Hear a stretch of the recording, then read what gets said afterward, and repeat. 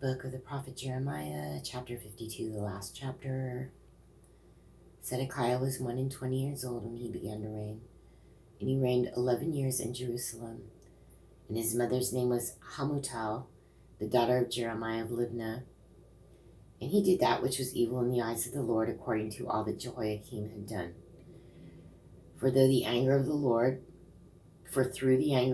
it came to pass in Jerusalem and Judah, till he had cast them out from his presence, that Zedekiah rebelled against the king of Babylon. And it came to pass in the 9th year of his reign, in the 10th month, in the 10th day of the month, that Nebuchadrezzar king of Babylon came, he and all his army, against Jerusalem, and pitched against it, and built forts against it round about. So the city was besieged unto the 11th year of King Zedekiah. And in the 4th month, in the 9th day of the month, the famine was sore in the city, so that there was no bread for the people of the land. Then the city was broken up, and all the men of war fled and went forth out of the city by night, by the way of the gate between the two walls, which was by the king's garden. Now the Chaldeans were by the city round about, and they went by the way of the plain. But the army of the Chaldeans pursued after the king, and overtook Zedekiah in the plains of Jericho, and all his army was scattered from him. Then they took the king and carried him up unto the king of Babylon to Riblah in the land of Hamath, where he gave judgment upon him. And the king of Babylon slew the sons of Zedekiah before his eyes. He slew also the princes of Judah in Riblah. So they didn't just take out Zedekiah's eyes, they killed all his sons in front of him. Then he put out the eyes of Zedekiah. And the king of Babylon bound him in chains and carried him to Babylon and put him in prison till the day of his death.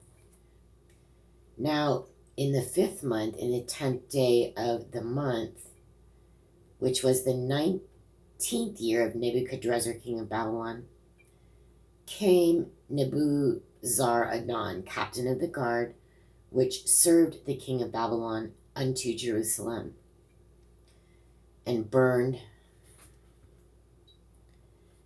the house of the Lord, and the king's house, and all the houses of Jerusalem, and all the houses of the great men, burned he with fire. And all the army of the Chaldeans that were with the captain of the guard brake down all the walls of Jerusalem round about. Then Nebuzaradan, the captain of the guard, carried away captive certain of the poor of the people, and the residue of the people that remained in the city, and those that fell away, that fell to the king of Babylon, and the rest of the multitude. But Nebuzaradan, the captain of the guard, left certain of the poor of the land for vine dressers and for husbandmen.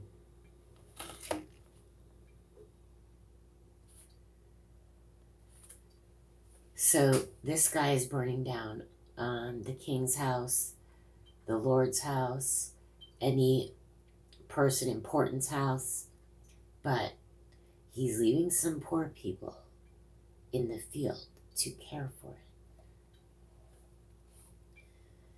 Also, the pillars of brass that were in the house of the Lord, and the bases, and the brazen sea that was in the house of the Lord, the Chaldeans brake, and carried all the brass of them to Babylon. Okay, now we know where some of the vessels are gone. Well, it's brass. We're not hearing about the vessels, but here we go. The cauldrons also, and the snow bells. Does it say shovels? I drew a line over it. I think it says snow bells. And the snuffers and the bowls and the spoons. And all the vessels of brass wherewith they ministered took they away. Yeah, I took all the vessels. this is where I have a question. You know what my question is, right? We know what happened when the Philistines stole the Ark of the Covenant. They couldn't control it. They had to let it go. They had to send it back. They put it on, I don't even know how they put it. I don't know how they stole it. Because once they stole it, it was wrecking things. It was wrecking their Dagon god in their room. It was put in a room with, where they worship. And when they came there in the morning, like the head was down. And the next day, the whole thing was down. And like the next day, it just kept getting worse. So they go, we have to get rid of it. And they put it on the back. I don't know how they touched it. I think everybody that touches it dies, but somehow they got it on some asses, and the asses took it straight to Judah, right? Wherever they were staying at the time. But you hear what's happening now is they're saying Babylon is carrying off this. I don't know how they're doing it. Where's the Ark of the Covenant? Anybody that touches it dies, right? You can't just touch it. Even the Levites, right, that are supposed to be carried, they touch it wrong, they die. So that's my question right here. How are they carrying this around? They're carrying the other vessels. They must be carrying the Ark of the Covenant, right? Unless somebody hit it, and it's not saying what happened to it. Nobody's saying. And what is in the Ark of the Covenant? The 10 Commandments and a couple of other things. But the problem is nobody can touch it, or they die. So I don't know. It's really easy to say, okay, look, everything got taken away. How? That's what I want to know. How? And the basins and the fire pans and the bowls and the cauldrons and the candlesticks and the spoons and the cups, that which was of gold, and that which was of silver and silver, took the captain of the guards away. They can touch all this stuff, but let's see what happens. The 2 pillars, 1 sea, and 12 brazen bulls that were under the bases which King Solomon had made in the house of the Lord. The brass of all these vessels was without weight. And concerning the pillars, the height of the pillar was 18 cubits, and a fillet of 12 cubits did compass it, and the thickness thereof was 4 fingers. It was hollow. And a chapiter of brass was upon it, and the height of 1 chapiter was 5 cubits, with network and pomegranates upon the chapiters round about, all of brass. The second pillar also, and the pomegranates were like unto these. And there were 96 pomegranates on a side, and all the pomegranates upon the network were 100 round about. And the captain of the guard took Sariah the chief priest, and Zephaniah the second priest, and the 3 keepers of the door. Oh, maybe he forced them to touch it. I don't know. He took also out of the city an eunuch, which had the charge of the men of war. What does that even mean? Why is a man that has his private part cut off, I can understand him being in charge of the king's house, because what can he do? Too much. That makes sense. But why would a eunuch be in charge of men of war? And 7 men of them that were near the king's person, which were found in the city, and the principal scribe of the host, who mustered the people of the land, and 60 men of the people of the land that were found in the midst of the city. Let's count this. So 60 men, that's 60. He took a eunuch and 7. That's 8. Okay, he's talking about 68 people here. You see how this always kind of goes back to 70 a lot of the time? It seems like the number that was taken out of the number that initially went into captivity in Egypt for 400 years. He took a eunuch and 7 men.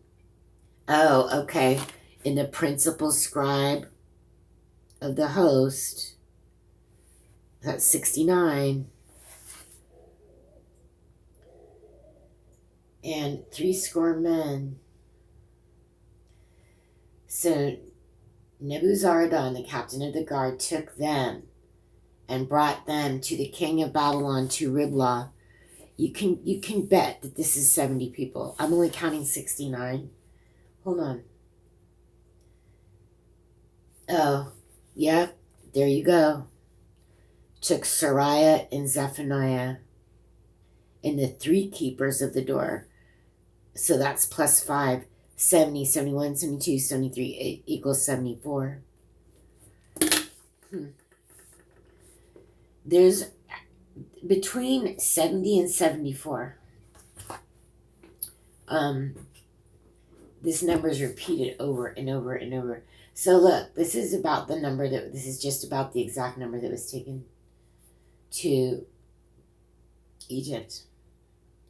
Now it's the same exact number taken to King Nebuchadrezzar. They keep calling him so far. I think when we get to Daniel, it will become Nebuchadnezzar, because what is his name again? He gets renamed too. Belteshazzar. And there is a Babylonian king named Belshazzar. And he has 2 extra words in it. Daniel's new name when he gets drug over there. He's called Belteshazzar. But we haven't even heard that yet. We've only heard Nebuchadrezzar. And we're hearing about this Nebuchadnezzar. Okay, this is it. This is over with. We have like 6 more verses. And the king of Babylon smote them and put them to death in Riblah, in the land of Hamath. Thus Judah was carried away captive out of his own land. This is the people whom Nebuchadrezzar carried away captive. In the 7th year, 3,000 Jews and 23. In the 18th year of Nebuchadrezzar, he carried away captive from Jerusalem 832 persons. In the 23rd year of Nebuzaradan, the captain of the guard, carried away captive of the Jews 745 persons. All the persons were 4,600.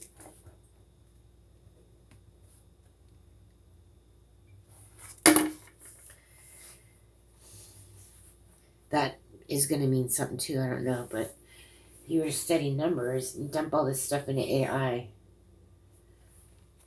we'd find out more information about that number.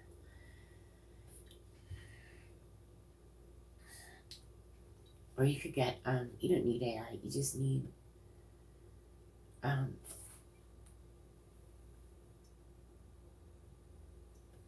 people they say are, what is that?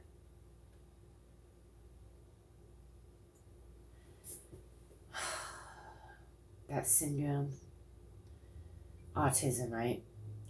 It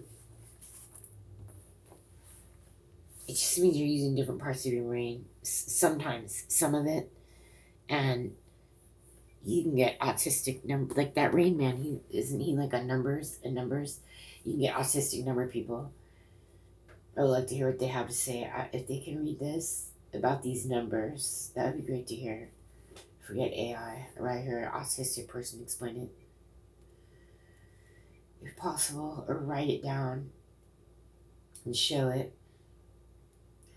Because talk about all the names, there's a lot of numbers, but these numbers mean something.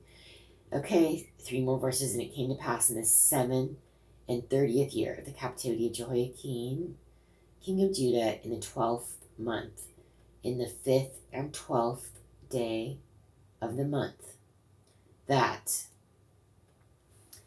evil Merodach, that's his name, evil Merodach. Kind of sounds like Molech, right? Remember, we heard him before. They were talking about Chemosh and evil Merodach. Chemosh is a god that they worship. Where is all that? What a name, huh? Evil Merodach.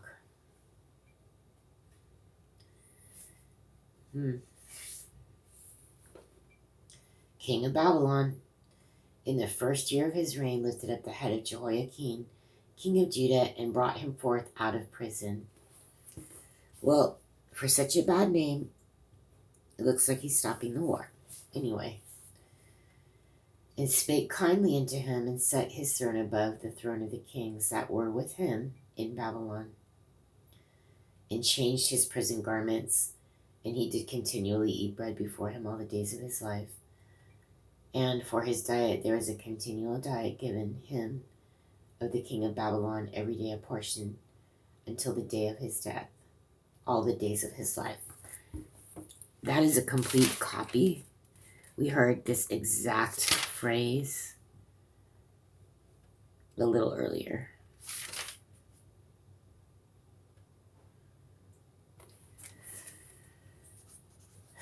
When you hear stuff like that, it just really just proves that it's like, yeah, we're going to say this twice. Because we just really mean this. So I'll find out that that's a complete repeat. That's already been said earlier. And next, we have the Lamentations of Jeremiah, which are 5 chapters. And then we'll go into the book of Ezekiel.